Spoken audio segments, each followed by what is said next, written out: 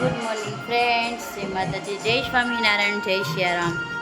તો આજે અમારા બેન સાંભળે છે ભજન સાવરિયા શેઠના. એના પપ્પાએ કર્યા હતા સવારમાં. તો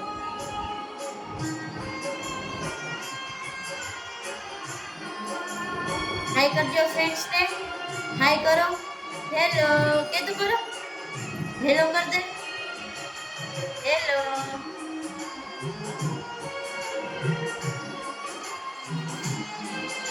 અમે માં દીકરી થઈ ગયા છીએ ફ્રી, તો એની સાથે ટાઈમ સ્પેન્ડ કરી છે. ગરમીના નીચે સૂડ આવે છે, બેડ ઉપર હમણાં નથી સૂડ આવતો.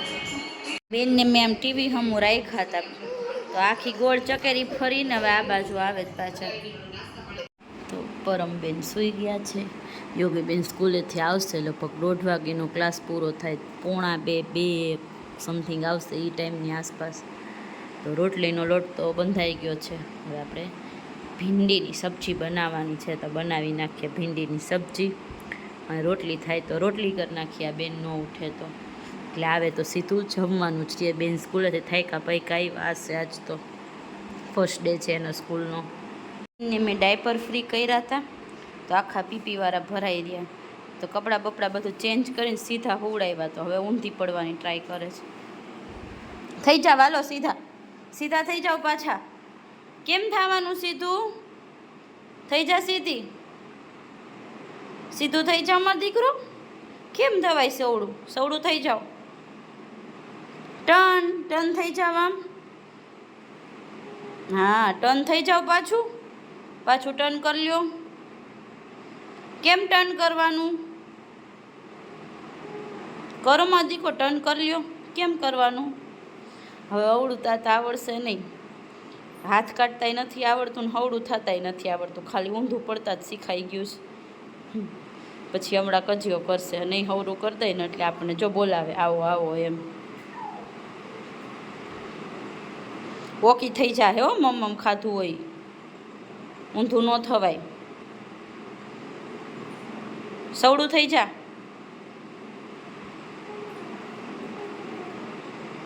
ભાગવું જ, ગોઠણિયા ભર હાલવા માંડવું છે. હે યોગી દીદી નાની હતી ને ત્યારે નાના નાના ની પેડ હતા, એ હાલતી ને તો અમે ગોઠણ એને ની પેડ પહેરાવતા. એમ ગોઠણ વારીને ભાગતી, ભાગે ભાગે ભાગે. તારે શું શીખવું છે? હે બધું શું શીખવાનું તારે? તારે શું શીખવાનું? હાલતા કે બોલતા કે ઊંધું થતા શું શીખવું છે? યોગી દીદીને પગ વહેલા આવ્યા હતા, જીભ ને પગ. દાંત પછી આવ્યા હતા, ને આ બેનને દાંત પહેલાં આવતા હોય એવી કન્ડિશન અત્યારે લાગે છે. જો જો કેવડું બળ કરે હવરું થવા હાટું. નથી ઊંધું થવાતું, નથી હવરું થવાતું. એ વેરી ગુડ. કાઢો બીજો હાથ, કાઢો કાઢો. ઓલી બાજુ જવા દો હાથ, ઓલી બાજુ જવા દો. કા સવડા થઈ જાઓ ને કા ઊંધા થઈ જાઓ, બેમાંથી એક કરો. હાલો, હું કાંઈ નહીં કરાવું, જાતે કરવાનું છે.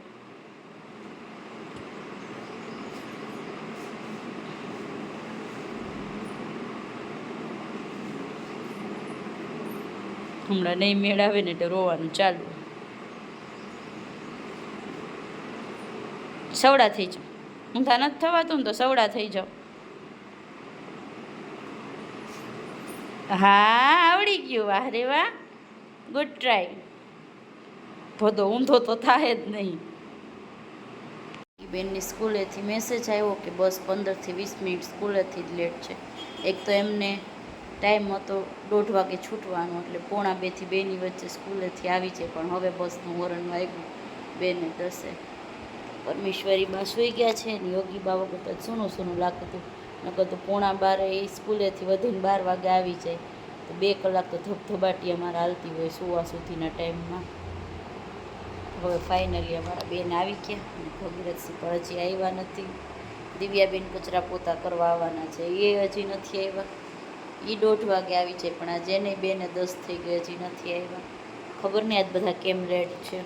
સ્કૂલેથી આવી ગયા છે, અને આજે તોફાન ઉપર ઉતરા આવતા ભેગા બેગ અહીંયા ઘા કરી દીધું છે. ટીવીનો રિમોટ ખોટવાઈ ગયો છે, તો એના પપ્પાએ નેટ કનેક્ટનું ટીવી કરી દીધું, એટલે આવીને જમવું નથી, હાથ પગે નથી ધોવા, કાંઈ જ નહીં, અને એને ટીવી જોવું છે. એટલે આ પપ્પા એના વિડીયો જોશે એટલે ખબર પડશે કે યોગીભાઈ કેવા તોફાન કર્યા. એટલે નેટ તો હું કાંઈ કનેક્ટ કરીશ નહીં તો કાંઈ ટીવી ચાલુ થશે નહીં એનું.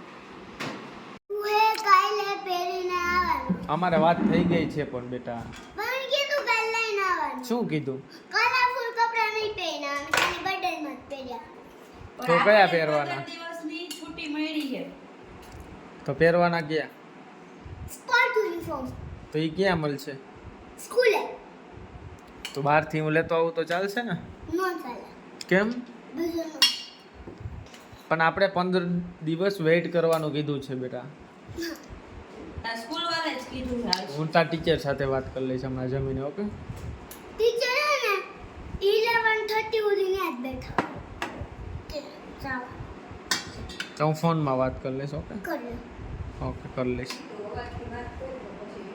જો અમારા છોટા પેકેટ બડા ધમાલ છે. ઓલીને ચિત્તેર ભરી ભરી વીખી નાખે છે. યોગીને કોઈ પોગતું નહોતું ને આમાં પરમ પોગશે. શેરની માથે હવા શેર આવ્યું હવે અમારે.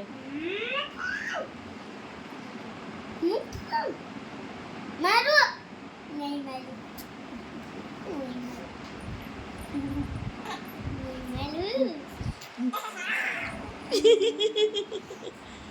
કેવો અવાજ કરે પાછી તો. મને તુછી નથી તું વાતો કરો. અમારે પરમેશ્વર યોગેશ્વરી એ કઈ જ વાતો કરે, મારી એ વાતો જ ન કરે. હું એની હારે કેટલું બધું બોલું તો એ ખાલી દાંત જ કાઢે. યોગીને હમો રિપ્લાય આપે.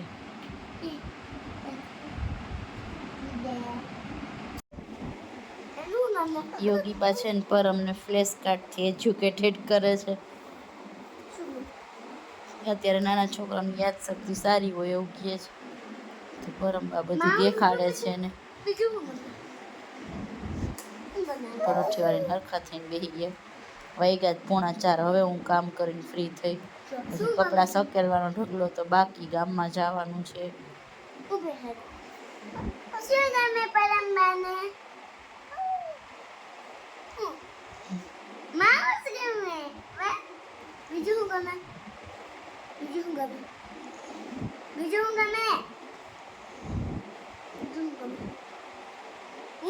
તું ગઈ. જો હું મારા થોડાક કામમાં રહીને ત્યાં બેને બધા સ્ટીકર પરમેશ્વરી પાસે સુઈ ગયા હતા, એ કબાટમાં ચોંટાડી દીધા.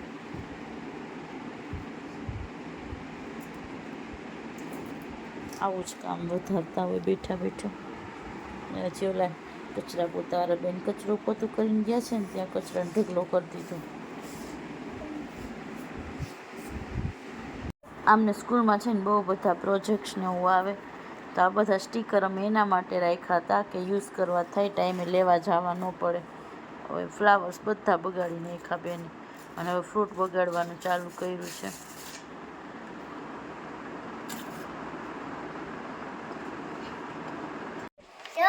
મસ્ત દેખાડ્યું સ્કૂલે રમાડ્યું.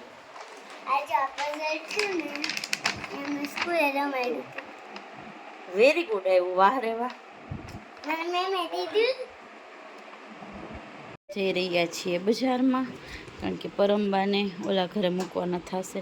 સાંજે ભગીરથથી ફ્રી નથી તો અત્યારે બપોરે તડકાનું અમારે જવાનું થાય એમ છે. ભેગા લઈ જાય તો એક ઓલરેડી ઝાડા છે એને. એટલે મમ્મીજીને ફોન કર્યો તો કે પપ્પાજી છે જ હવે જવાના છે બગસરા, તો એ કે મૂકી જા તો ઘડીક રમાડી લે તો બેયનું કામ થઈ જાય. અમારું કામ પતી જાય ને પપ્પાજીને રમાડાઈ જાય. તો એ બેન ત્યાં ગયા છે. મોટી હોતી જા રહી હું મેં તો ભી.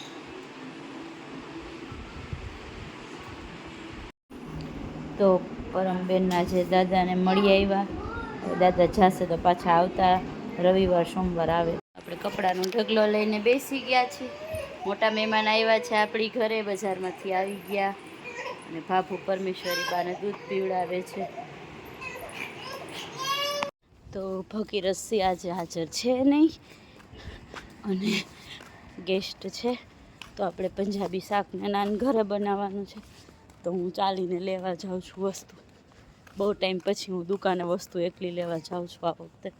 ઘણો ટાઈમ થઈ ગયો અને હવે તો સ્કૂટર નથી એટલે ચાલીને જવાનું.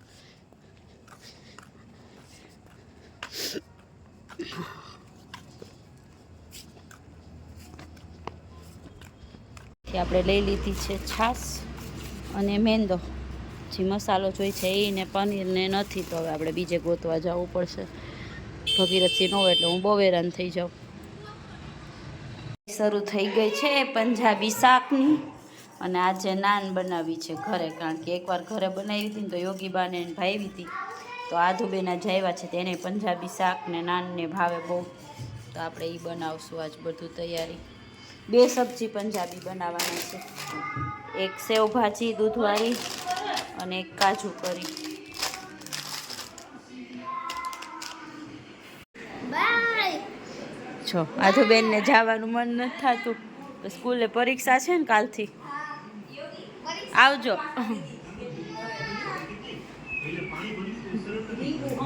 પરીબેન બિચારા રોવે, જ્યારે આવે ત્યારે. અમે અહીંયા જાય તોય રોવે ને અહીંયા આવે તોય રોવે ને અહીંયા આવે તો ન જવું હોય ને ત્યાં હોય તો અમને ન આવવા દેવા હોય. તો અમારે પરીબેન રોવાનું ચાલુ કરી દીધું છે. ઘરે પહોંચશે ત્યાં સુધી આવજો. જો પરમેશ્વરી બા નવું શીખાય, ટેચ ટેચ ટેચ ટેચ કરે.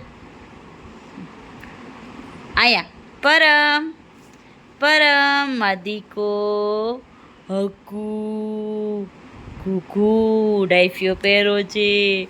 હા પરમને ડાયફિયો પહેરો છે.